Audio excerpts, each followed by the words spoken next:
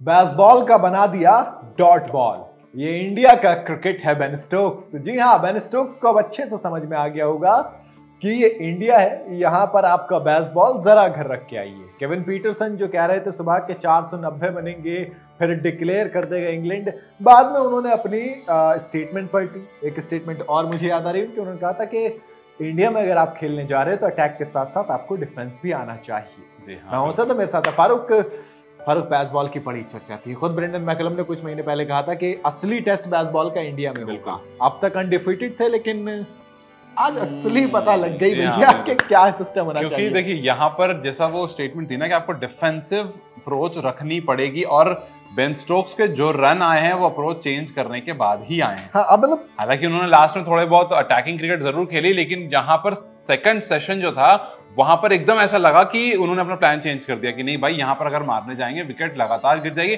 End of the day आपको जीतना है। तो यहाँ पर आप वो नहीं कर सकते हो कि एक दिन में वो पाकिस्तान वाला हाल कि एक दिन में 400-500 रन मार दिए और दे दिया हाथ में। नहीं, यहाँ पर ऐसा नहीं होगा। भले पाकिस्तान बराबर में ही है, लेकिन हमारे पास स्पिनर्स काफी अच्छे हैं और हमारी पिचेस जो हैं, जैसा रोहित शर्मा ने कहा था कि हम वहां जाकर जब पहली बॉल से डेढ़ दिन में आपका टेस्ट मैच खत्म होता है और पहली बॉल से बाउंस और सीम मिल रहा है, तो आपने पेसर्स फ्रेंडली पिच बनाई है, क्योंकि आपका पेसर्स है। इंडिया जब आप आते हो स्पिनिंग फ्रेंडली पिच होती है, तो आप उसके लिए रेडी होकर आओ। बेसबॉल रेडी होकर जरूर आया था, लेकिन जो वो गर्माहट थी ना बेसबॉल की, वो ठंडी पड़ गई। लेकिन फारूक, अब बेसबॉल को डिफाइन कैसे करेंगे आप? स्ट्राइक रेट अगर 50 से ऊपर देखेंगे सारे खिलाड़ियों का है, देखिए, लेकिन इन्होंने अपनी अप्रोच चेंज नहीं करी। हाँ, वो बेन स्टोक ने एक पॉइंट पर देखिए 2-2-3 ओवर बहुत ज्यादा 2-2-3 ओवर वहां पर वो मेडन्स जाने लगे, जो कि बेसबॉल अप्रोच में मेडन ओवर्स नहीं जाते। हाँ, बस वही एक चीज है कि मेडन ओवर्स नहीं जाते हैं, वो स्ट्राइक रोटेट करते रहते हैं। जरूरी नहीं है वो छक्का चौका मारते रहेंगे, वो स्ट्राइक रोटेट करते रहेंगे। It will be more like a one day cricket. लेकिन बेन स्टोक्स का ऐसा लगा कि नहीं यार, यहाँ रुकने की जरूरत है। वो रुके, और इसी वजह से जहां पर ऐसा लग रहा था कि 200 के अंदर सिमट सकती है टीम, वो कुछ 250 के आसपास पहुंच गई। 64.3 ओवर, जिसमें से महज Farooq 7 over maiden. Still it's a good approach, मैं अभी भी कहूंगा। और 246 इज अ गुड स्कोर। आप इस पिच पर नहीं कह सकते खराब नहीं कह सकते, आपकी 246 कम है, क्योंकि उधर से भी स्पिन होगा, उधर से भी परेशानी होगी, तो 246 एक अच्छा टोटल है। हाँ, 200 से नीचे रहता तो वो कम होता, तब हम कहते हैं। बट यहाँ पर ये जो 50 रन और ऐड हुआ है यहाँ पर, ये अब आप ये नहीं कह सकते हो कि इंग्लैंड बैकफुट पर है। विकेट की बात करें तो जसप्रीत बुमराह खाते में 2 आए। आउटस्टैंडिंग बॉलिंग, क्योंकि एक स्पिन फ्रेंडली पे जहां पर किसी को हाथ नहीं आ रहे थे, वहां पे 2 विकेट, और दोनों के दोनों पेस से नहीं बल्कि चालाकी से। हाँ, सबसे अच्छी चीज चालाकी से विकेट लिए गए हैं, और इंपॉर्टेंट विकेट।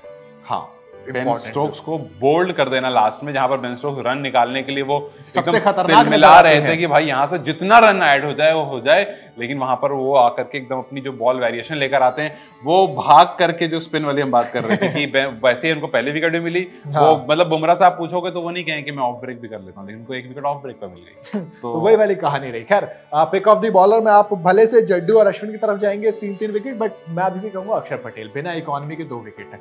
सबसे शानदार इकोनॉमी, 2.5 की इकोनॉमी, उसके बाद 2 विकेट। एक बार फिर से उन्होंने दिखाया कि इंग्लैंड मेरी फेवरेट है। इंग्लैंड मेरी फेवरेट है। और इसके अलावा बाकी सिराज आज बहुत गुस्से में होंगे। 4 ओवर 28 रन, 7 की इकोनॉमी, खराब विकेट मिला नहीं, पिटाई अलग से हो गई।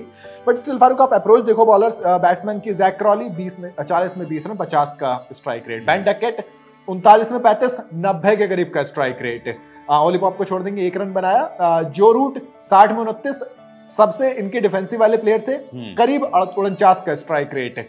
जॉनी बेरिस्टो 63 का स्ट्राइक रेट। बेन स्टोक्स 80 का स्ट्राइक रेट। बेन फोक्स ये भी रन नहीं बनाए। रेहान अहमद 72 का। टॉम हार्टली 95 का स्ट्राइक रेट। मार्क वुड 45 का स्ट्राइक रेट। मतलब स्ट्राइक रेट में कोई इशू नहीं है। टेस्ट क्रिकेट के हिसाब से उन्होंने कैरी फॉरवर्ड करा, लेकिन वही है कि आप जाहिर सी बात है, अगर इस पिच पर ऐसा करोगे तो आपको रन्स बहुत ज्यादा नहीं मिलेंगे। हाँ, जल्दी रन्स बन जाएंगे, लेकिन विकेट भी ज्यादा, लेकिन विकेट रेगुलर इंटरवल पर गिरती रहेगी, और वो गिरती रही। इंडियन स्पिनर्स ने, हालांकि बीच में ऐसा लग रहा था लंच से जस्ट पहले कि थोड़ा सा मोमेंटम खो दिया। लंच के बाद भी 1-2 ओवर में पिचिंग उतनी अच्छी नहीं हो रही थी, लगातार रन रोटेट हो रहे थे, लेकिन फिर उसके बाद अश्विन आते हैं, वहां पर विकेट मिलती है, 1-2 विकेट और मिलती है, फिर वहां से ऐसा एक बार गेट खुला तो खुल गया, फिर कमाल हो गया। तो कुल मिला के एक बात यही कहेंगे कि बेन स्टोक्स का बेसबॉल नजर भी आया, लेकिन हावी नहीं हो पाया। बिल्कुल, क्योंकि इंडियन बॉलर्स ने अपना दबदबा दिखाया, क्योंकि सिर्फ 4 छक्के पड़े। बेसबॉल में तो आप ऐसा नहीं देखते अक्सर, और 7 सिर्फ मेडन ओवर आए। तो 246 is a good score. Farooq India driving seat पे है। देखिए शुरू अब हमारे पास विराट कोहली नहीं है। हाँ। ये बहुत इंपॉर्टेंट बात है क्योंकि एक तरफ बेन स्टोक्स ने 70 रन अगर बनाए हैं तो वही विराट कोहली काम करते थे कि एक एंड से खड़े रहते थे। हम देखिए याद कीजिए इससे पहले भी सीरीज हो रही साउथ अफ्रीका वाली भी, वो एक एंड से खड़े थे, दूसरे एंड से विकेट्स गिर रही थी। यहाँ पर देखिए स्टार्ट होगा तो हमारे पास रोहित वैसे ही खेलेंगे, यशस्वी वैसे ही खेलेंगे, अपने हिसाब से दोनों अटैक करेंगे, फिर शुभमन आएंगे, वो इत्मीनान थोड़ा रुकेंगे, श्रेयस अय्यर आएंगे, मैं तेज खेलूंगा। तो यहाँ पर आपको एक खिलाड़ी चाहिए था जो रुक कर खेले, क्योंकि इन पिचेस पर आपको रुक कर खेलना जरूरी होता है। तो यहाँ पर विराट कोहली नहीं है, पुजारा को आपने नहीं लिया है। अब ये देखना होगा कि यहां से कौन सा वो खिलाड़ी जो एंकर रोल करता है, या फिर रोहित शर्मा अपनी अप्रोच के साथ आएंगे। और क्योंकि देखिए 4 स्पिनर्स हैं उधर, बिल्कुल, रूट, लीच, रेहान और टॉम हार्डी। आपको स्पिनिंग आपको उधर से उतनी मिलेगी, तो यहाँ पर 4 स्पिनर्स हैं। अब कौन सी अटैक से इंडिया जाता है, कि इंडिया अपनी शुरू वाली जो पहली दो वैसे ही जाएगा या फिर कुछ और हो जाएगा। रन बहुत ज्यादा नहीं है बट इस पिच के हिसाब से एनफ है। अच्छे कुछ भी गलती हुई तो आप भी इससे मतलब ड्राइविंग सीट पर भी कोई नहीं है। It's evenly poised match. वही मेरी चीज, अगर 200 से होते तो हम क्लियरली कह सकते थे कि इंडिया ड्राइविंग सीट पर है, बट 50 मेक्स अ डिफरेंस। हाँ, बहुत ज्यादा डिफरेंस हो जाता है। और इस पिच पर जो कि जिसमें पिछले 4 टेस्ट में नहीं 5 दिन गए हैं, थोड़ा सा ज्यादा इंपॉर्टेंट हो जाते हैं। बाकी देखते हैं, आपको क्या लगता है, क्या वाकई में इंडिया ने बेसबॉल की हवा निकाल दी है या फिर अभी जलवा देखना बाकी है? मुझे कमेंट में जरूर बताइएगा। वीडियो अगर आपको पसंद आई तो इसे लाइक और शेयर जरूर करें, ज्यादा तो चैनल को सब्सक्राइब करते हैं।